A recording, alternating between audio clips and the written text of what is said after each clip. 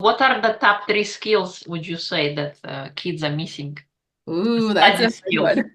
one. That's a hard one, I read it because I teach 12 of them. The ones that I always kind of get asked about, the ones that most parents think their kids are missing, are note taking, confidence, motivation, and time management. Those seem to be like the top four. I always teach note taking first because to me, that's like the most important study skill. So definitely going to explain about that, Irina, but those are the ones I feel like parents ask about the most. Welcome to Single Parent Success Stories, a podcast designed to inspire single parents. Here you'll find resources from self care to finances to parenting and everything in between. Discover what it takes to thrive. Let the stories inspire you to what is possible.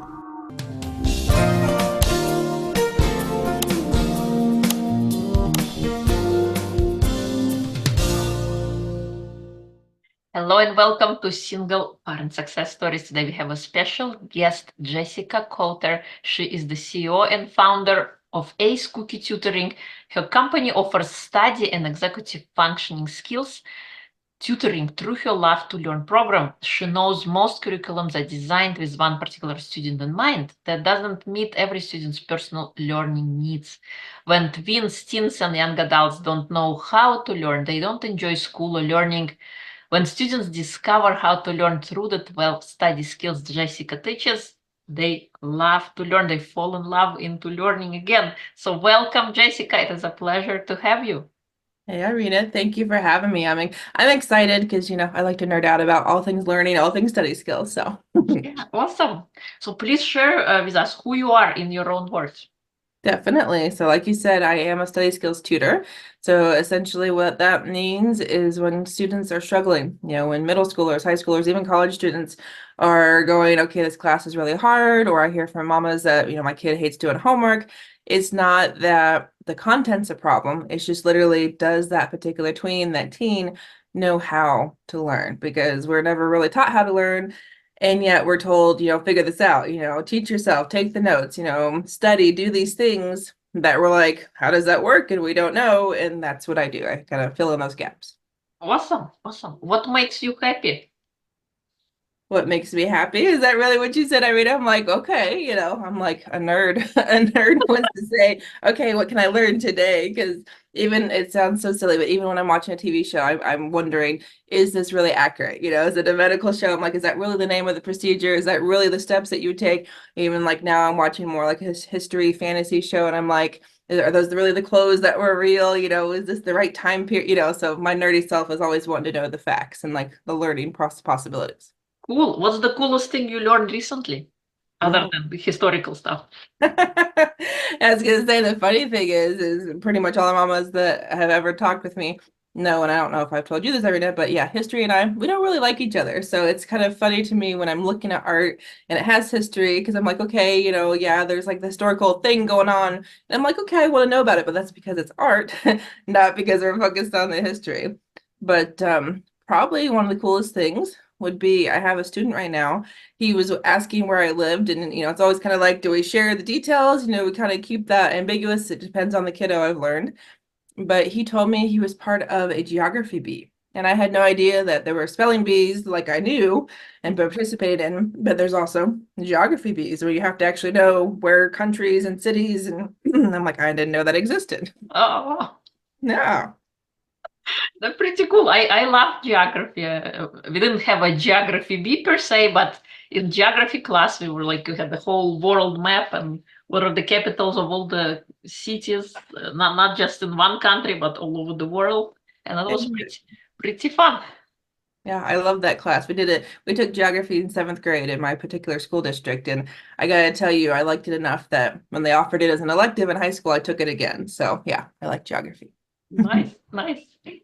So why do you think that study skills help teens, especially those with single parents? Oh, that's a really good question. So, what we were just talking about, our love of geography. Mhm. That's something that I encourage teens to do is to find something that they love. So like if I was talking to teen me, it would be like, okay, you hate history, but you love geography. So it's like, is there geography in history classes or is it only in geography classes? And so whenever I talk to parents, whenever I talk to the teens, it's like, okay, we have to find that interest and tie it into everything. And with single parents especially, it's like, okay, you can't do everything. Like you already are literally doing everything. But what can you not do when it comes to your teens schooling, like to your teens homework? Because it's like, I know for me, with my mom as a single parent, it's like, okay, she couldn't cook dinner and do all the stuff that was home stuff when she got home from work, let alone all the school stuff that I might need help with. So I had to kind of learn how to pick and choose. What do I really need her to review with me? What do I really want her to double check? What do I even want to ask her?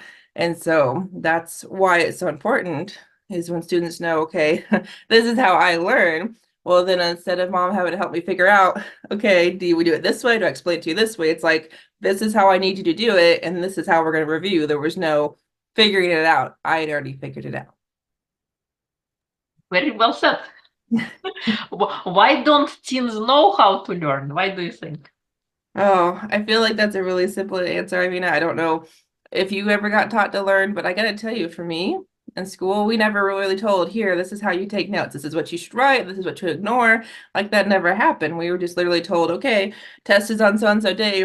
Here's a study guide. That's enough. Go figure it out, right? And so I don't think things have changed since I've graduated, let alone, my parents have graduated. So I feel like there's just still not enough time for teachers to do what they already have to do with curriculum and standards, let alone, okay, how do I help the 20, 50, how many ever kids might be in front of me?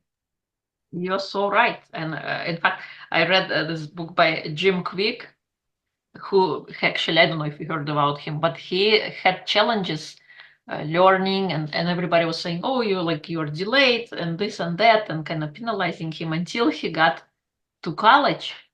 Yeah. And he had a nervous, was a breakdown that he experienced, and he got himself into a hospital because he was trying so hard to study, to be a great student and such and such. And then he had like an aha moment, a realization in the hospital as a nurse came to check in on him. And on the mug, there was a picture of Albert Einstein. And I forgot what specific language was, but kind of triggered idea in him that we go to school and we are taught different subjects, like you got to learn history and math and this and that, but nobody actually teaches you how to learn, how to think, just to your point, like you said, how to take notes. We don't really taught that. We're expected kind of to know that. And there's so many things that you're so right. Like when you're not really passionate about it, about the learning process itself, you might get discouraged and you might think that the subject is difficult. Meanwhile, maybe you need a special approach.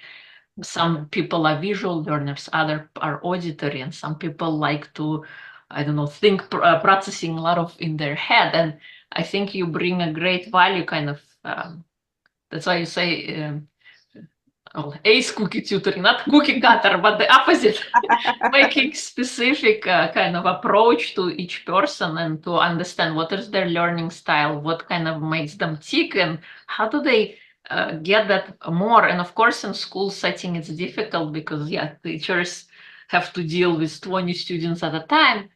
And to add insult to injury, the way things were taught in the beginning in other I called priorities, like when I at least went to go to school, and then I have two kids. So when the first one was going through, it was one kind of setting. Now second one was going through, I want to pull my hair out. The whole math curriculum is totally misaligned, and the way it is taught. And I even spoke to the teacher, like, do you think this is like, is this how you learn that? No, it's like I had to teach myself. Like, so math was math. Why do we need to, 2 plus 2 is 4? No, let's make it 25 steps. Let's go to China first, because let's say we needed to go to Canada, but we're not going to go straight to Canada. First, we're going to go visit China, come back, and then we'll go to Canada. This is how the whole, so it's a lot, I guess, to take on for the teacher to process himself and to partake it to the child. And parents at home, I don't know how other parents are doing it. I had to kind of understand, like, what is happening here? How do I kind of first understand myself and then explain it to my kid? Mm-hmm. No, you are making so many good points, Irina. So many good points. Because, man, you mentioned the types of learners. Yeah, there's the visual, there's the auditory, and then the kinesthetic or tactiles, whatever word you want to use. And I know you could break each of those learning styles down even more if you want, but those are the three I focus on. And then you're talking about, okay, how is it being taught in school between kids, let alone, yeah, how is it that you learn, let alone how your kids learn? Is that something else that I do that I've noticed that a lot of parents, especially the single parents, need help with? Is like we said, there's just, you can only do so much because you are only one person. And even when I do work with kids that have families, both parents, there's still generally, it's usually mama that's still very much in charge of, okay, getting the kids to school, making sure, all of the homework happens, the projects, anything academic related happens. And yet the way how you learned is probably different than how both of your kids learned. There's the whole, okay, I have parents are like, I sit down and we do this and I explain it, we talk about it. And I know I've answered every question my child could ever have. And then I tell them, well, what if their kid doesn't want you to talk and your teen just wants you to write it down? And they're like, why would I write it down? And I was like, well, if you're talking to me, I'm going to start zoning out because my ears, it goes in, it goes out. I do not remember what you say to me. But as soon as you write it down, I can start thinking, I can start processing, and then I can write some things down and maybe color code and draw some pictures and it starts clicking. And so just to see that look on their face of, that's all my kid needs. We've done how many years, how many hours per part problem, and they just needed me to do it a different way. And it's like, that's what I do. And that's what happens in class too. Unfortunately, teacher might talk a lot, teacher might put lots of things on the board.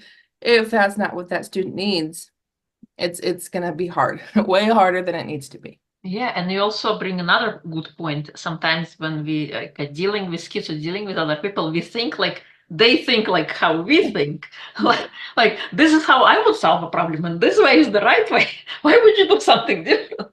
And we kind of project it onto our kids as well, like and because we're dealing with so many things. Exactly. So what led you to decide to pursue that passion, that career choice? Yeah, so it started simply because of the fact I needed a tutor myself. So back in senior year of high school for me, I was struggling with my physics teacher because it got to the point, it was her first year teaching that particular class, and she didn't teach the way I needed her to. And so after lots of struggles, I went to her one day and she looked at me and she's like, Jessyka, I can't teach you. Like, I don't know how to help you. You're on your own. Like, she literally kind of gave up on me. And I was frustrated. She was frustrated. So, I mean, is that ever what you want a teacher to say to your kid? No. But at the same time, in a way, it was kind of a blessing. It was a way of, I found out about tutoring because I had never had a tutor before. And yet I found someone that taught how I needed him to, because after at that point, I'd been that straight A student since 4th grade because I decided then I wanted to be valedictorian. So I knew, okay, this is what I have to do. This is how much I need to learn. These are the grades I need to get. And from there, I kind of assumed everyone else wanted straight A's. So when I first started tutoring, I started tutoring with the expectation of, well, everyone that's going to come to me, every project we do, every homework assignment, they want an A. No, I had a 7th grader, like my very first year that I was tutoring professionally. She's like, I just want to pass. And I was like, what do you mean you just want to pass? Like, I wasn't prepared for that. So that was a learning experience. But from there, we only worked on math. And so I think about it. I think about all the kids I worked with from her on, and I realized they showed up without notes. They showed up not with the right materials. They're like, oh, I left that at home, or it's in my room when I went to, in-person tutoring. And then I'd ask them, when's the test? Or, why are we doing this assignment? And they're like, I don't know. And so I realized about a couple years in, I wasn't really helping as much as I could. I realized I was like, this is very short term. This whole one class, this one project, it's like they're going to have the same problem next semester, maybe 2 years from now, because they're lacking the skills. So I did, again, the nerdy thing. I went home and I made a list. I'm like, what did I do to learn as much as I did in school? What did I do to kind of get the grades I wanted? And I realized, oh, these are study skills that I learned that every single student I'm working with is missing at least one of them. So from there, I created my Love to Learn program. And now when parents come to me and they're like, Jessyka, my kid needs help with the class, I do my very, very best to let them know, okay, we've got 2 choices here, the content, we can fix it. It's kind of like the symptom of the real problem, or we can, get them caught up in that class and then also teach them the skills that they're missing. Cool. So what are the top 3 skills, would you say, that kids are missing? Ooh, that's a hard one. That's a hard one I read it because I teach 12 of them. The ones that I always kind of get asked about, the ones that most parents think their kids are missing, are note taking, confidence, motivation, and time management. Those seem to be like the top four. I always teach note taking first because to me, that's like the most important study skill. So definitely can explain about that, Irina, but those are the ones I feel like parents ask about the most. Cool. So yeah, so You're right. yeah, Note taking is important. yes, because We take it for granted, and I grew up note taking. I mean, this is how we learn. Yeah, and you're right. Nobody teaches that, but now you gotta, because everybody is so on their phones, and we are so kind of accustomed to that. I think the note taking kind of goes out the window sometimes, especially exactly. for young people because they didn't experience that. When they just, I think it makes me so sad is that I ask the students I work with, I'm like, okay, how are you going to do your homework? And they're like, well, I'll just have to look up the answers. And I'm like, what about your notes? And they're like, what notes?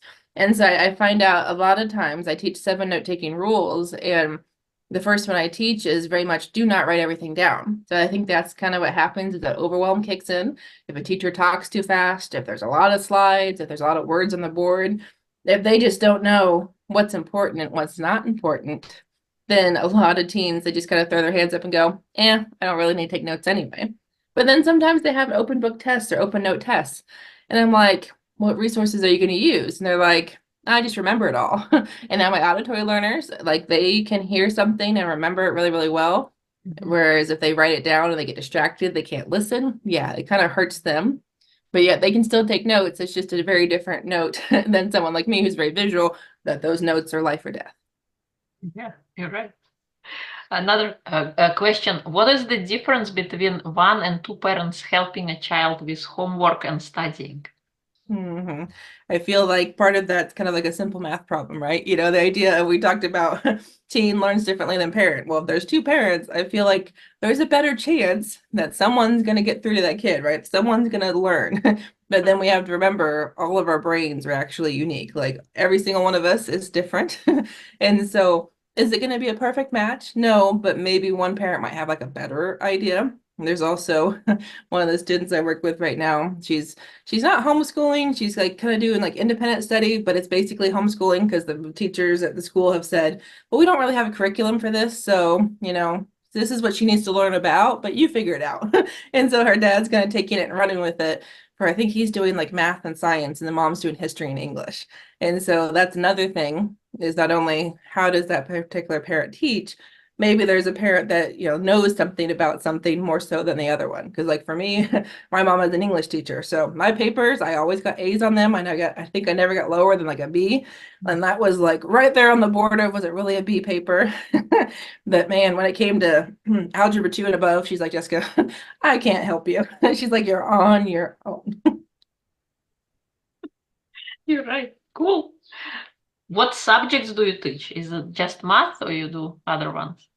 Yeah, so that's an awesome question, Irina. So I personally try to teach just the study skills, but yeah, at the same time, I can do a lot more than that. So I usually try to stay in my middle school realm. That seems to be, I can cover all the core subjects for that.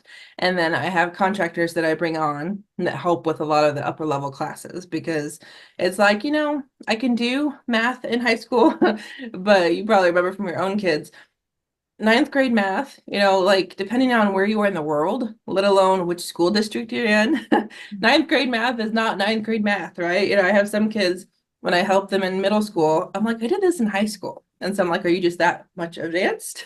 Or is your school just like to me that crazy? Or so I try to let people that do that, backwards and forwards, because I hate showing up to a tutoring lesson and go, I sort of remember like that doesn't seem like a good choice for the parent. So I try to stay in my realm. And yet, if I know it, and if they actually have the material so we can learn it together, because that's always a lot of fun too, is to let them know that, okay, all of us adults, we don't all have it together either. And so if they can kind of work through it and they can kind of teach me, because sometimes it's purposely like okay, I know the answer, we're going to see if they think I know the answer. And then there's also a little bit of, okay, maybe I'm really just stuck, and then they don't believe that I'm stuck, and so I don't know if that answered your question, Irina. Probably went off on a tangent. Sorry about that. No, that's all good. And the age of children, you start with like 10 and higher? Yeah, so the perfect age for study skills, in my opinion, is middle school. And so I generally tell parents seventh grade and up. So I think a little older than that, probably closer to that 12, 13. I have some students I actually work with right now that are sixth graders. And so I feel like the sixth graders, they're doing well, but at the same time, they're on the more mature side. Because I have some, I feel like sixth grade, sometimes even seventh grade, we're still in that age of, are we really in elementary or are we really in middle school? And so it's the same skills that a sixth grader needs, that say a college senior needs. How it's applied, yeah, it's going to be different, right? But we're still taking notes in every class. We still have homework assignments to keep track of for organization. We still, something what seems like as simple as raising your hand in class can be extremely hard for a seventh grader, extremely hard for a college junior. So same skills, just different application. Yeah. Do you think if the study skills were taught earlier in life would be more beneficial? Oh, I love that question. That's something that I wish every single listener of your podcast and every single other parent out there would know, is that seventh grade, like I said, sixth grade is the perfect age to learn them. And the fact is that the sooner we learn them, the easier every single class is. And something we haven't mentioned either, Irina, is that these are actually life skills. So, you talked about kind of taking notes as an adult. I feel like something like a grocery list is technically notes, even if we don't think of it that way. And so if our kids can learn these skills now, every class is going to be easier, literally every learning opportunity. Because like even sitting at work, you're in a meeting, okay, how many study skills does that take? We're taking notes, we're interacting with people, which is the soft skills. I mean, we have to actually be prepared for the meeting to know, like what are the paperwork I need to have? What are we going to talk about? So yeah, they are so important. So early, the better. Cool. Awesome. What do you think is your superpower? Ooh, my superpower. Well, you asked me earlier kind of why I do what I do. So it was definitely for the nerdy reasons and also kids missing skills. But the superpower I like to think I have, and based on some of the really awesome things parents and teens have said after going through my Love to Learn program, is I know I can help teens love to learn. Like I know that they don't feel dumb, because it breaks my heart when I've heard students tell me I can't do this class. They're like, I just can never be a math person. I'll never learn this. I'm never going to be good at this. And like I've literally had kids tell me I'm too dumb to learn that, or they feel stupid, and it breaks my heart. And so I know that when they learn these skills that they don't feel that way anymore. So to me, taking a kid from thinking that they just can't do it, that they're not good enough, that they just, there's something wrong with them, instead of just missing skills that they can learn, that's the superpower. Oh, I love that. And I love that you bring that to people and they're able to experience that. Thank you. Any fun projects you're working on that you like to share? Ooh, I'm excited to share. Yes, I don't exactly remember when the episode is dropping, Irina, but I do have a back to school event that I host every year. So I bring a bunch of experts together, a bunch of speakers, and that's actually going to be in September this year. And then I'm actually probably going to be reaching out to you and so many other people that I want to put kind of a resource fair together in June. So having a lot of parents, they're like, what do I do with my kids over the summer? Well, I know for me, what I want them to do, I want them to keep learning every day, but yet I also know there's so much more to learning than what I do. So that's why I bring so many different people together for things that are for us parents specifically, for the teens specifically, let alone for families to do together. So that will be in the very last week of June. Awesome. I'll check, Heiko, when we are releasing. It's going to be sometime June, July, I think. There you go. Sounds good. If people would like to learn more about you, where would they go? Yeah, so the two best resources probably are my website, so acecookie.tutoring.com, and I have an awesome freebie on there, my homework buster, that helps parents kind of bust through their teens' homework objections. So I hope they check that out. And then I also have a great Facebook group called Teaching Teens to Love Learning. So that is another good place to find me. We're about to cross over 3,000 members, so that's a pretty awesome and active place. Nice, awesome. Is there anything I haven't asked that you like to share? Ooh, That's a tough one. I guess the thing that I just always try to kind of end any type of interview with, Irina, is just making sure parents know that their kids can learn, that their kids do actually want to learn, because I feel like that's something a lot of parents start to believe is they start thinking my kid doesn't like school. They start to go, does my kid even care about, this class or education at all? And part of it has to start with mom, right? Or parents at home. And so we have to basically value the education so our kids care, because if mom and dad don't care, kids not going to care. But then we also have to remember anyone can learn anything. So for any of our listeners that are just worried, school's not my kid's thing, well, it can be. It just means your kid probably needs some study skills. That's all it means. You're right. You're right. What advice would you share with single parents?